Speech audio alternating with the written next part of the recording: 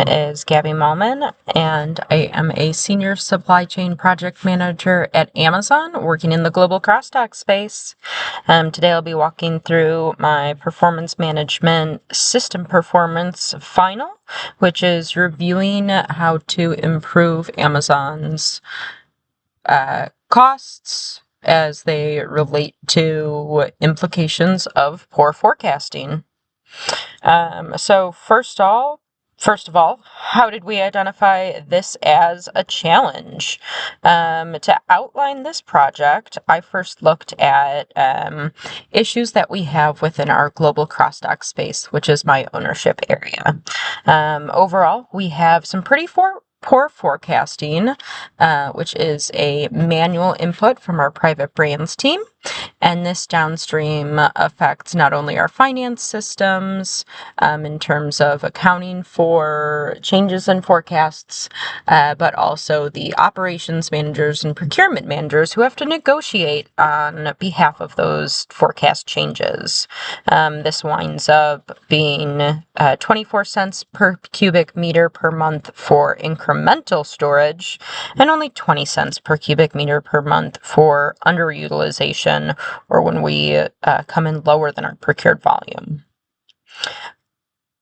Overall, our WAPE year-to-date is 43.5% across this group and 131.8% MAPE, meaning that overall, we have some big swings in forecast variability, and when you're trying to accurately plan for your employees and the space you're going to need, those throw a wrench in it. So how do we identify the causes? Overall, from brainstorming and looking at root cause analysis, poor use of the available inputs and human bias are contributing to these inaccuracies. So what we see is that when people are using their personal experience rather than looking at data to identify a potential forecast error, when they aren't using any adjustment validation to say whether their adjustments are good or useful, they're putting manual adjustments in there, and they're not looking at feedback like seasonality for other products, location, pricing impacts. Those are all causing poor forecast accuracy. So, how can we fix that? What are the solutions? Looking at our options within global logistics, I found 3 major solutions. One, we can use what most of retail already uses in terms of a forecasting plan. However, it's going to take a pretty long time to implement, seeing as we have to go fight for tech development and then have them develop it. While it is outsourced, probably not going to be easy to do. Second is utilizing AI, and while this does need more validation and sign-off because AI is relatively newer, it's going to be easy to do in a quick turnaround, and there's much more individualization available. Last, as always, we can do nothing. Only thing is, inventory is going to continue to grow, and as such, so will this problem. So, what are we going to choose? That's going to be number 4. Option 2. Using AI to optimize forecast.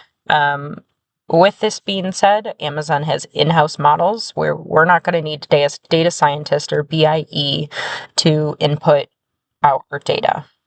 It's a generative AI model, so it keeps learning and using data to backtest, and it considers a bunch of different buckets, such as seasonality, in-stock percent price, and really converts those into discrete bins where the AI model can tell us how important each of those bins are to a certain product type, and ultimately how much impact they have on the forecast at large.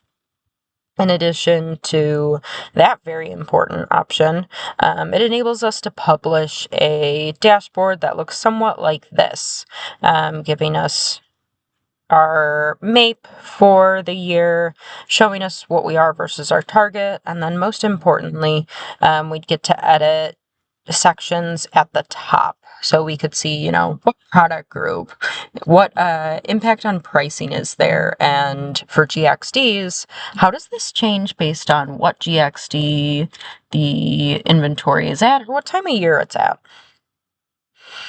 Zooming back out, we have our project flow.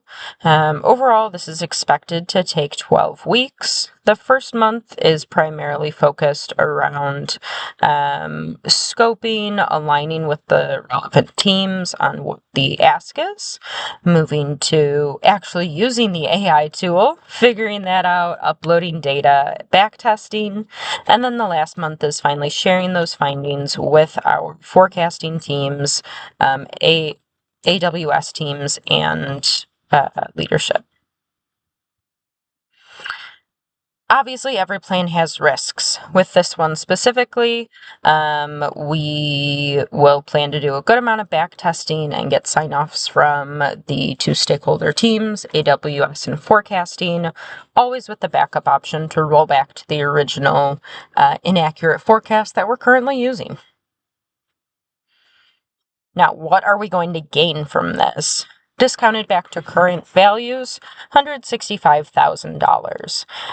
Over 5 years, this translates to just about $200,000. But keep in mind, this is only across the GXD storage business. When we expand this to not just private brands, but all retail, all ocean, all trucking, we're looking at a product cost of goods sold business impact of $3,000 worth of $3 billion worth of goods.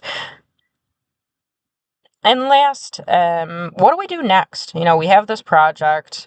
We know what it could save. How do we implement? We get registered with AWS. Global Logistics would need its own account and really first to dive into this tool to create our business requirements documents and put this plan into motion.